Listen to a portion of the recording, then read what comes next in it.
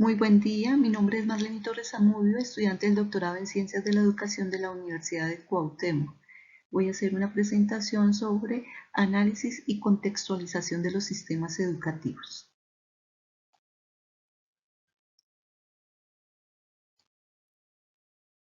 Se presentan aquí algunos elementos a tomar en cuenta en una investigación comparativa sobre el tema de educación superior virtual. Se desarrollan específicamente tres aspectos así. En primera instancia vamos a ver el estado de la educación en el mundo, vamos a ver algunos indicadores e instrumentos de análisis en las organizaciones internacionales. En segundo lugar, análisis y contextualización de los sistemas educativos. Y por último, algunas tendencias y retos actuales de los sistemas educativos. En cuanto al estado de la educación en el mundo y su contextualización, parto de un interrogante. ¿Sabías que en Estados Unidos el año pasado el 83% de las personas interesadas en oportunidades de educación continua tomó un curso en línea? ¿O que el 68% de su audiencia de aprendizaje es mayor de 40 años? Definitivamente hay un cambio de mentalidad bastante significativo que ocurre en la educación en línea. Sin embargo, muchas organizaciones se encuentran atados a una vieja manera de pensar acerca de cómo dar conocimiento. El mundo, la movilidad de las personas y de la información está cambiando.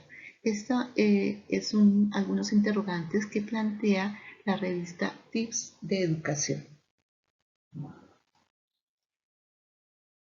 En el mismo sentido, vemos que según datos recientes del Ministerio de Educación Nacional, el número de matrículas de educación superior en Colombia en modalidad virtual ha evidenciado una tasa de crecimiento desde 2011, que teníamos un 13.6%, hasta el 2014 con un 90%.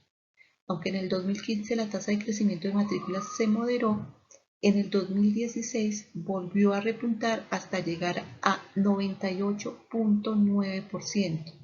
Las razones de este comportamiento de la educación superior virtual han sido muy diversas. Vemos acá que dentro de los objetivos de desarrollo sostenible planteados por la UNESCO, dentro de esos 17 objetivos está el cuarto objetivo, que se orienta hacia una educación de calidad, y hacia allá se contribuye o se quiere llegar con la educación superior virtual. En cuanto al sistema educativo nacional de Colombia, vemos estas cifras que se presentan en la diapositiva. Vemos que la educación virtual en Colombia más o menos está dada por un 37% de hombres y un 63% de mujeres. El promedio de estudiantes de educación virtual es de 32 años. En cuanto al estrato de origen de estos estudiantes de educación virtual, vemos que un 7% proviene de un estrato 1, un 29% de estrato 2 y un 47% de estrato 3. Es decir, la población que estudia virtualmente está en estratos 1, 2 y 3 principalmente.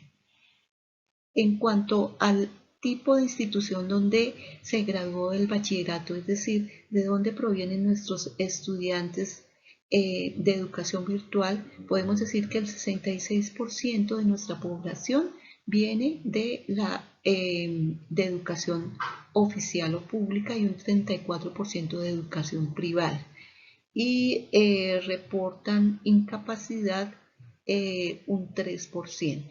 Para el caso de la educación presencial superior, podemos decir que el promedio de edad de los estudiantes es de 25 años, de los cuales el 52% son mujeres y el 48% son hombres. En contraste, o de pronto comparando con la educación virtual, en educación presencial el estrato de donde provienen los estudiantes corresponde a un 1% del estrato 1, el 28% del estrato 2 y en el estrato 3 está el 50%. Los estudiantes provienen en un 52% de la educación oficial o pública y en un 48% de la educación privada. Y en cuanto a si reporta alguna incapacidad, solamente el 1%. Estos son algunos datos para contextualizar el estado del sistema educativo en educación virtual frente a la educación presencial. Haciendo ya un análisis y contextualización de los sistemas educativos, vemos que existen unas nuevas condiciones del mercado laboral que exigen de la universidad, de la educación superior, una capacitación generalista, polivalente y permanente y una educación de los contenidos y de las investigaciones a las necesidades empresariales, en contravía de los valores y prácticas tradicionales más centrados en tiempos y secuencias determinados y manejables. De la misma manera, existen nuevas condiciones en el comercio internacional que cambian esas modalidades y condiciones de suministro de servicio educativo, afectando de esta manera, entre otras cosas, los criterios de aseguramiento de la calidad, las posibilidades de acceso a los fondos de financiación, así como los costos y la función investigativa de la educación superior. En cuanto al auge de las nuevas tecnologías de la comunicación y la información, que relativiza los cauces tradicionales de comunicación y distribución del saber, altera las relaciones de poder constituidas con base en una visión humanista y elitista y proporciona procedimientos alternativos que derrumban los filtros selectivos tradicionales.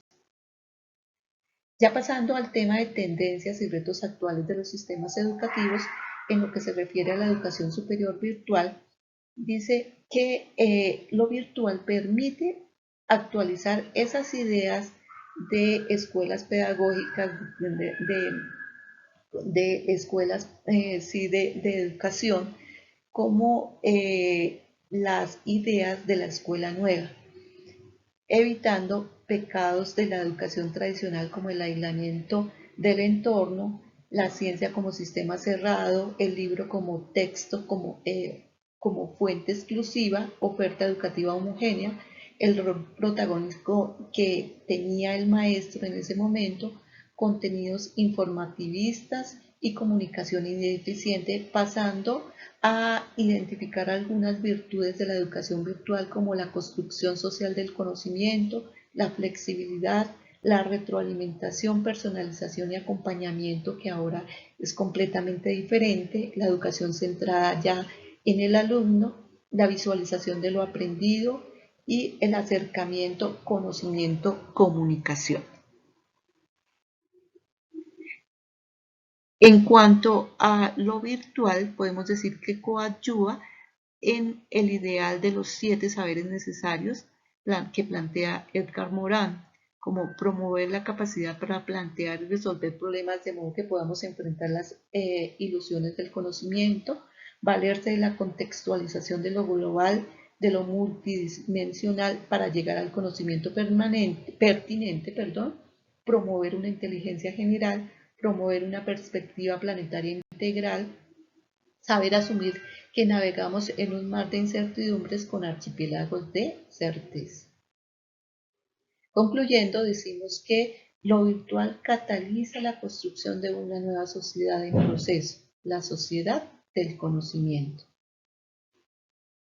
Estas son algunas de las referencias utilizadas para esta presentación. Les agradezco su atención.